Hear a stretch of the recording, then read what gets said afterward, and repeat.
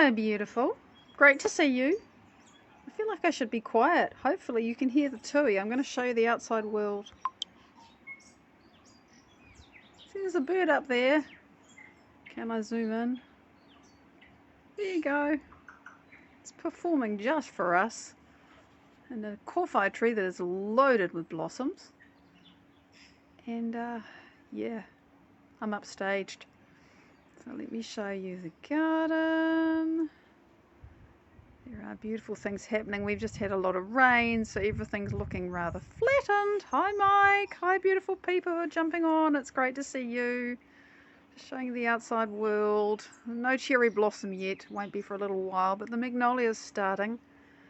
Hi, Pereira. I recognise your flowers. So that's the outside world, and I have to show you, this is the massive mulching heap. Isn't it big? Lots of trees that the arborist made shorter for me, and I'm very pleased. When the wind blew, I wasn't worried about them falling over. So there is the outside world. I'm going to turn the camera around and go inside because it's bloody cold out here. So I'm going to go inside, but I wanted you to see the world that I see at the moment. Shutting the door, clunk, and into the lounge where it's marginally warmer. So today I'm just doing a reporting on what I've done today because it's my Wednesday. Hello Philippa, it's great to see you. I'm just going to put the camera down and hope it doesn't fall over now. Oh, hang on, I've still got to see if I sit back. I don't know if it's going to see me. I've got this adjustable thingy and yes, it's got its limitations. But my husband found it on the street, so you know, another thing that the street just gave me for free. Which the street gives me a lot of stuff, I have to tell you. So, excuse me, just getting myself all nice here. So today, it's interesting, I got up early and I had a wonderful time with my client. I have one client that I work with once a month, and it's just very satisfying. Need I say more? I love to do that with people that are committed to their own growth. As committed as I am to mine, really. And then I sat down and wrote. And I thought, what am I going to do? You know, I sat there and I looked at the list of files. And there's one there which is called Making and Breaking Habits. And that's really the one that I just started on. You know, because the way I'm writing this, it's not like I have a plan. I know what I need to cover. It's quite intuitive, but at the same time, I'm actually putting science in words. And so one topic leads quite naturally to the next, although I'm aware that they're more like a web. It isn't really a line. It's things that are connected together. And so I know that when this is presented online, that there will be modules of information, but they won't be 1, 2, 3, 4, 5, 6, 7, 8, 9, 10. There will be little clusters of things. And you'll be able to move through them almost any way you like, but you will have to complete a chunk before you do the next lot. So I feel like I'm kind of getting into a new chunk because I'm now talking about, first of all, how we make a habit. Because it turns out that anything that we're good at doing is a habit. Doesn't matter whether it's your habit of feeling a certain way, or whether it's your habit of a skill that you've learned, or your habit of moving your body, everything, unless it's something new, or something, you know, everything that we just normally do is a habit. And habits include thinking and feeling as well as doing.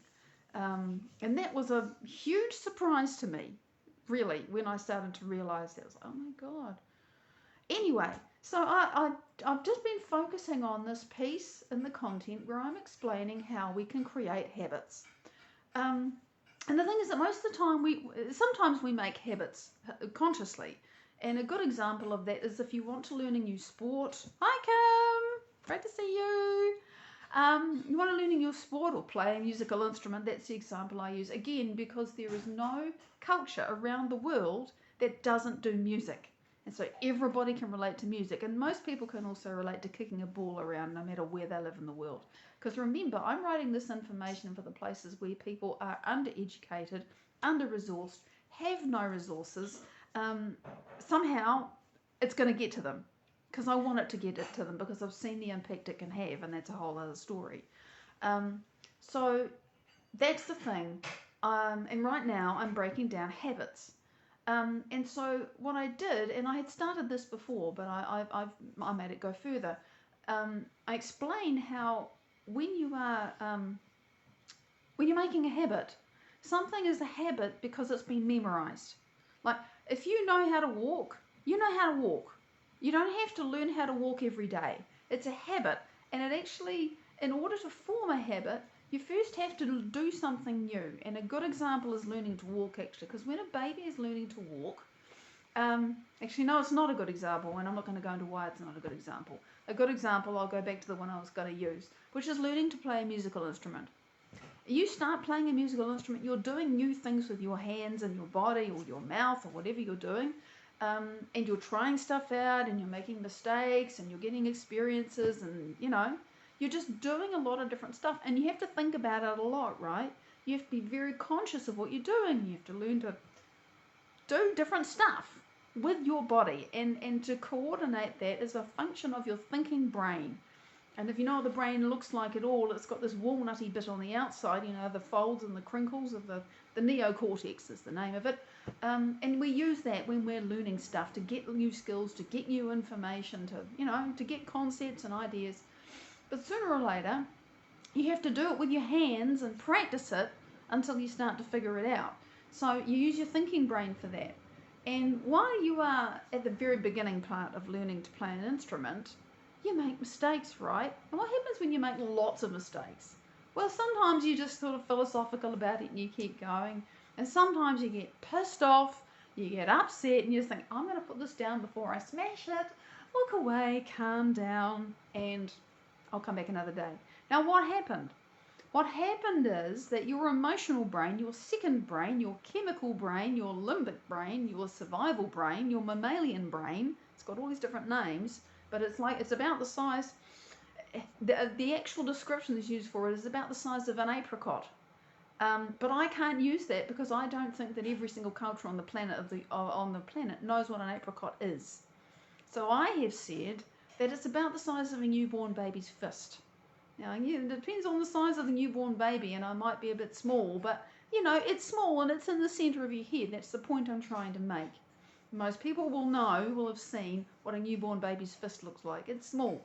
It's in the centre of your head, and it is this big chemical factory. And the key thing about your emotional, survival, mammalian, chemical brain, limbic brain, all of those names for the same thing, is that when you have a thought, it makes chemistry that means your body gets to feel in a way that matches your thinking. So if you are learning to play the instrument, whatever it is, and you're getting frustrated, the point at which you get frustrated and feel frustrated is the point at which your chemical survival feeling brain has got involved and it's made some chemistry, because you've crossed a threshold, and I'm not going to explain that. That's another story. So you go from thinking about something to having a felt experience. And if you keep practicing, sooner or later you play a tune, or you bang out a rhythm, or you do something that you like. And then you feel really proud of yourself, and you have another feeling, you have another experience, and it's satisfaction, and oh my God, I did it, and oh, I want to do it again because I really enjoy playing that. And so you have an experience that is emotional, that is feeling, that is felt in your body. That is your second brain. You cannot form a habit without your second brain. You cannot learn anything without your second brain, because sooner or later it's got to get involved. Last of all, and if you keep on thinking and feeling, and by the way, when you have feelings, you have thoughts that go with the feelings. If you ever walked along the street perhaps, and maybe there was a sudden gust of wind, or there was a loud bang in the distance or something, and you suddenly thought, hang on a minute, what was that? Oh, does that mean that there was an accident and somebody died? Is there something scary coming? And what happens is that there is one thing in your environment, and you feel something, and then your brain starts to try to work out what that feeling's about. And before you know it, you're thinking all these what's going on thoughts. And those thoughts could get really scary, or they could go, oh no, it's okay, But this is what happens. So thoughts, lead to feelings, and feelings lead to thoughts, and we can end up in a loop. But again, that's not what I'm talking about, except that is actually how habits can happen. So you're learning to play your instrument, and you're having experiences, and it becomes a chemical experience in your body, and that's the feelings, that's the emotions, that's the satisfaction and the pride of mastering it, and the frustration of the bits that you can't do yet, and all of that. And then what happens if you keep going and you keep going and you keep going is that you have a third brain, and it sits back here at the back of your head, sort of about that big actually. If you cup your hand over the bottom of your skull, that's it. It's called the cerebellum, little brain, reptilian brain. It's got a few names as well. It's the oldest part of the brain, apart from the actual brainstem and the bit that's right in the middle. And it stores our habits. It actually does quite a bit of other stuff as well, but for the purposes of this discussion, it's the habit brain. And eventually what happens is that one day, that first tune that you were banging out or playing or whatever it was, you realise that you just played it and it was easy. And what's happened is that you've memorised it. It's just in your habit brain now. The whole pattern of how to play that tune is in your brain, and you don't even have to think about it anymore. In the same way that you probably know somebody who was just negative all the time. Their negativity is a habit. It's hardwired. They just think that way and feel that way and act that way and blame that way and complain that way and whatever else they do that way, because it is a habit in here. And by the way, their body's gotten really accustomed to the chemistry of it, and actually that's why it's so hard to change, because the chemistry has to be changed and it doesn't change easily, and there's good reasons for that. So it takes 3 brains to make a habit. And it's only a habit when it's become automatic, effortless. You don't have to think about it. It happens without you. You just think, oh, I'm going to play that tune now, and you pick up your instrument and you play it. That is a habit. In the same way as you just get up out of your chair and you walk, unless you have a disability, in which case you move your body a different way, assuming that you're able to. Don't want to make assumptions here. But everything that we do, that we don't have to think, hang on a minute, how do I do that? Even, when you're looking at a new piece of software that you haven't used before, you're no longer doing something habitual, because you have to think, well, yeah, I understand file, that's going to give me some stuff, and view is probably going to give me some stuff, but I don't actually know, and I'm going to have to poke around, and what's that thing on the screen? And when you start asking questions and figuring things out, that's your thinking brain again, putting things together and putting pieces together of a puzzle to make something new. You're not in a habit then, you're inquiring, you're learning, you're working stuff out, you're analysing, So we use these 3 brains, and that's what I've been writing about. And the piece that I've got to, which is the bridge to the next bit, and I just wrote like little bullet points which will turn into longer things, is okay. So, and the other habit that I explained is a habit that I've explained earlier, a story that I've told earlier about a lady who is going, she's Stone Age, and she's going to the river to get water, and she narrowly survives being attacked and killed by a big predator cat. And of course she gets PTSD. I'm just abbreviating that. But in the same way, her thinking brain gathers all this information from the experience and says, oh, I better remember this, because if this happens again, I want to remember everything, because it's going to help me survive the second time. And her emotional, chemical, survival, feeling brain pours a ton of chemistry in her body, which actually helps her escape. That's what gave her the strength and speed to get away from the beast that would have eaten her. And then what happened afterwards is, because it was so powerful, this experience was so powerful to her, that she couldn't stop thinking about it. And because the thought made the feeling, she couldn't stop feeling about it either. And because the feeling made more thoughts, she couldn't stop thinking about it, and she couldn't stop feeling about it.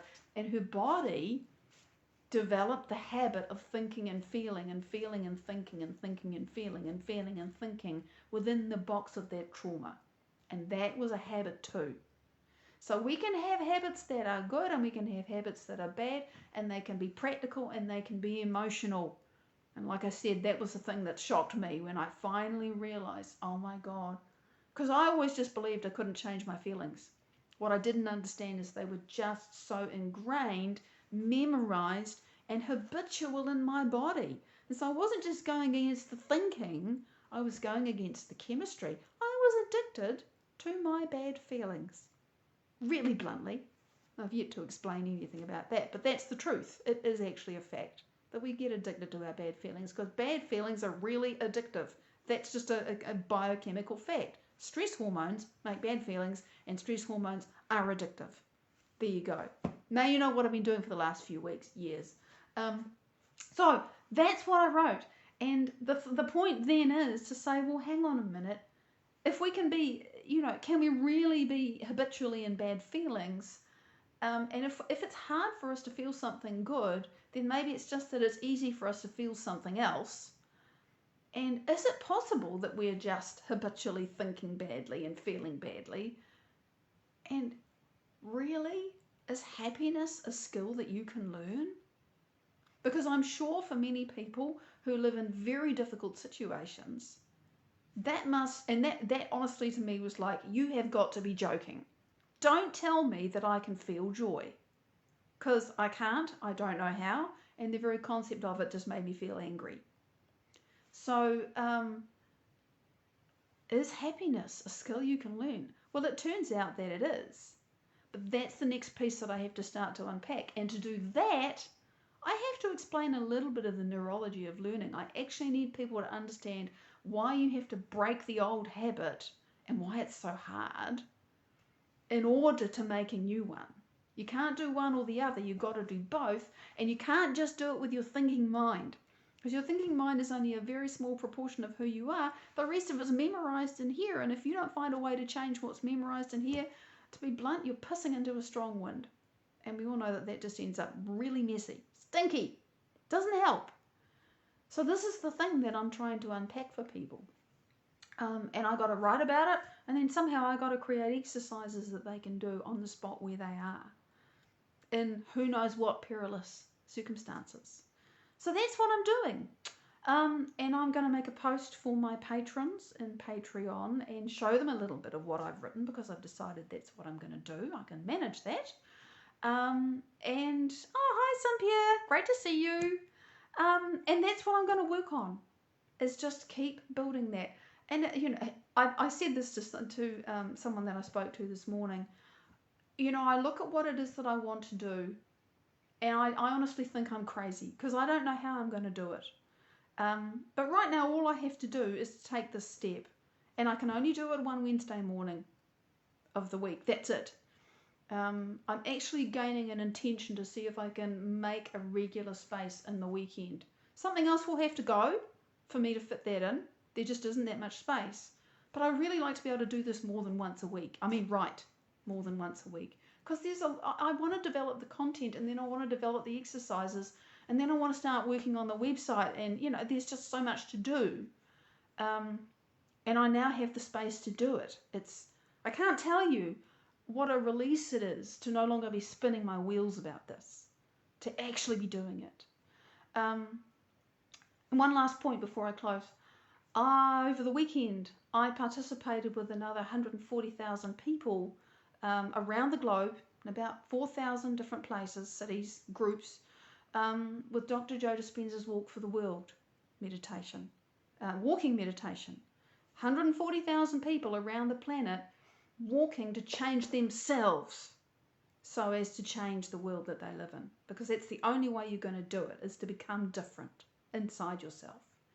So I did that. And if you go to walkforthe.world, and you scroll down the page a bit, you will see this big map.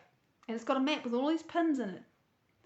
And what strikes me about the map first is, oh my God, there's so many of us doing this, and I'm so proud to be part of it. I was there on the first one. I know there's going to be more because Dr. Joe has said that. But also, there are huge gaps in Africa and in Asia. And like I say, I must be crazy. Somehow I want to do something about those gaps. And this is what I'm doing. I don't know where it will lead. I don't know how I'll get there or anything. But that's what I'm doing. So if you'd like to join me, if you'd like to support me, jump on over to my Patreon. The link's there. I'm only asking $5 a month because I don't want to price myself out of the market. And I believe that people should be able to participate for an affordable amount. I want people to be involved because they're excited about what I'm excited about, for no other reason. And yeah, I have some coaching spots available for those people that really want that. So thank you for joining with me. It's been really cool to explain what I'm doing. I'll get better at it as I go along. Thank you for being with me, joining the journey, and I will look forward to giving you another update next week. Until then, bye-bye.